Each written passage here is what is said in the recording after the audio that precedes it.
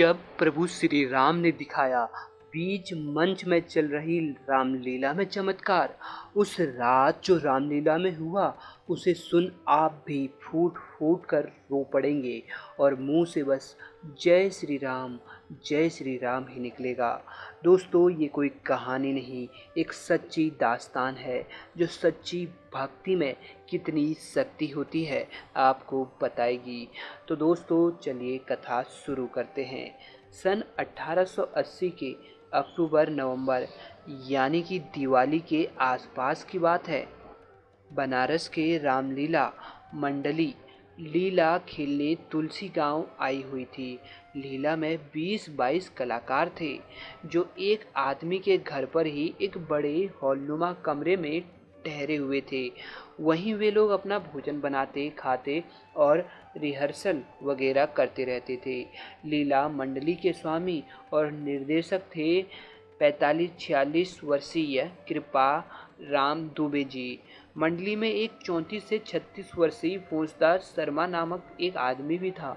वह पंडित कृपा राम दुबे का सहायक और लीला मंडली के सहायक निर्देशक भी थे। फौजदार बहुत उग्र स्वभाव का था और मन का मेला प्रकृति वाला व्यक्ति था। रामलीला में प्रयोग आने वाली और उपयोग में लाई जाने वाली सभी सामग्रियों का भी प्रबंधक फौजदार शर्मा ही करता था। एक दिन दोपहर के भोजन के बाद रामलीला के कलाकार का रिहर्सल चल रहा था।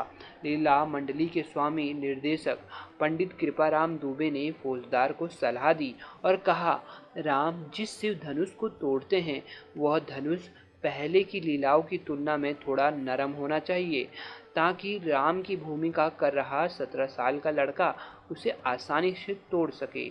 शायद कृपा राम ने इससे पहले की लीलाओं में यह महसूस किया था कि राम को धनुष भंग करने में कुछ कठिनाई हुई है या देर लग गई। इस छोटी सी बात का फौजदार ने पतंगड़ बना दिया, जिसके कारण कृपादार और फौजदार में काफ़ी कहासुनी हो गई। कृपा राम ने उसे जो खरी खोटी सुनाई उसे फौजदार ने सबके सामने अपना अपमान महसूस समझा और अपने इस अपमान का बदला लेने के लिए उसने मन ही मन एक योजना बना ली। फौजदार ने न केवल कृपा राम का बल्कि उसकी रामलीला का भी मजाक उड़ाने का एक तरकीब सोचा। बात अगले दिन की है। उस रात रामलीला में भगवान राम के द्वारा धनुष भंग और सीता स्वयंवर का ही दृश्य खेला जाना था। रामलीला में जिस शिव धनुष को तोड़ा जाता था उसे सिर्फ फौजदार ही बनाता था। वह बांस की नरम लकड़ी को तोड़कर उसमें चमकीला रंगीन कपड़ा और कागज लगा के हल्का धनुष रामलीला के लिए तैयार करता था ताकि राम की भूमिका कर रहा 17 साल का लड़का आसानी से उस शिव धनुष को उठा भी ले और तोड़ भी सके।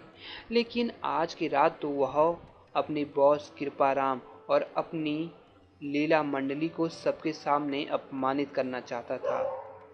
इसलिए उसने एक चाल चली कि उसने कानो कान किसी को खबर नहीं होने दी। जिनके घर मंडली रुकी थी उनसे किसी काम का बहाना लेकर लोहे का एक रॉड मंगवा लिया। फिर वह पड़ोस के एक गांव में चला गया। वहां के एक लोहार से उसने उस रॉड को धनुष का आकार दिलवा दिया। फिर एक एकांत जगह पर जाकर उस धनुषाकार लोहे के रोड पर उसने रंगीन कपड़े और कागज लगा दिए। अब फौजदार अपने डेरे पर वापस लौटा और उसने वह शिव धनुष छुपा दिया।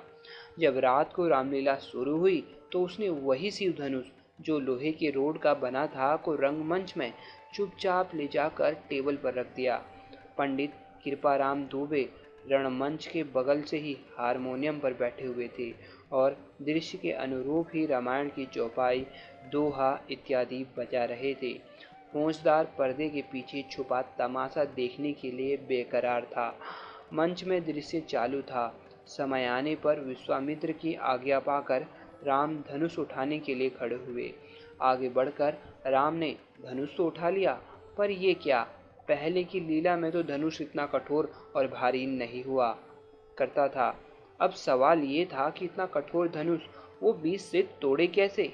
अभी कुछ देर पहले रावण और दूसरे दिग्गजों का यहाँ जो अपमान हुआ था, क्या वही राम का भी होने वाला था? राम ने डरी हुई आंखों से हारमोनियम बजा रहे कृपाराम दुबे को देखा।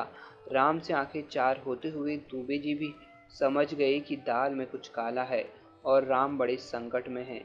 सामने बैठे हजारों की संख्या में दर्शक राम के द्वारा धनुष भंग की प्रतीक्षा कर रहे थे।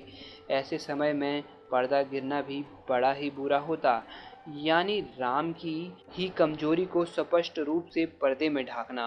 पंडित कृपाराम दुबे ने आंखें बंद कर सच्चे मन से श्री राम जी से प्रार्थना करी।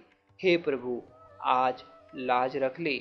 कभी कृष्ण के रूप में तुमने द्रौपदी की लाज रखी थी, आज मेरी और तेरी लीला दोनों लाज रख ले। पंडित दुबे के हाथ अद्भुत रूप से हारमोनियम में थिरक रहे थे और तबला वादक भी वैसा ही उनका साथ दे रहा था और वैसा ही मजीरा वादक भी। हारमोनियम, तबले और मजीरे की संगति में दर्शक भाव विभोर होकर संगीत की धुन में खो गए और पंडित कृपाराम दुबे भी उसी में खो गए।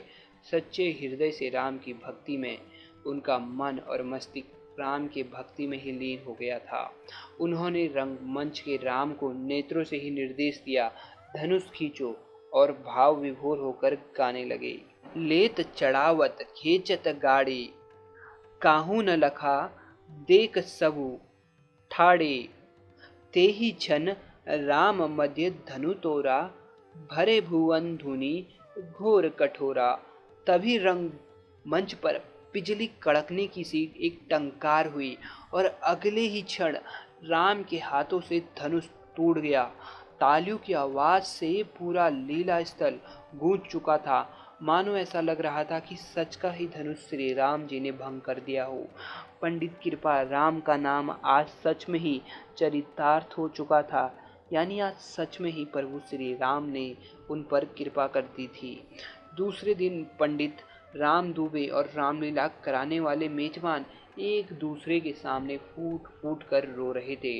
पंडित राम दुबे रो रो कर अपने प्रभु राम की कृपा और महिमा का बखान कर रहे थे, तो वही मेजबान इसलिए कि भले अनजाने में ही सही, परंतु वे भी फौजदार के साथ अनजाने में ही दोष के भागीदारी बने थे, जिसका पश्चाताप उन्हें करना था। और वहीं फौजदार को उस रात के बाद किसी ने कहीं भी नहीं देखा। तो आपने देखा दोस्तों, इस बुराई की दुनिया में अगर सच्चे और साफ मन से राम का नाम लेते हैं तो चमत्कार होने में देर नहीं लगती। आप भी सच्चे मन से कमेंट बॉक्स में जय श्री राम अवश्य लिखिएगा। प्रभु श्री राम का चमत्कार आपके जीवन में अवश्य होगा।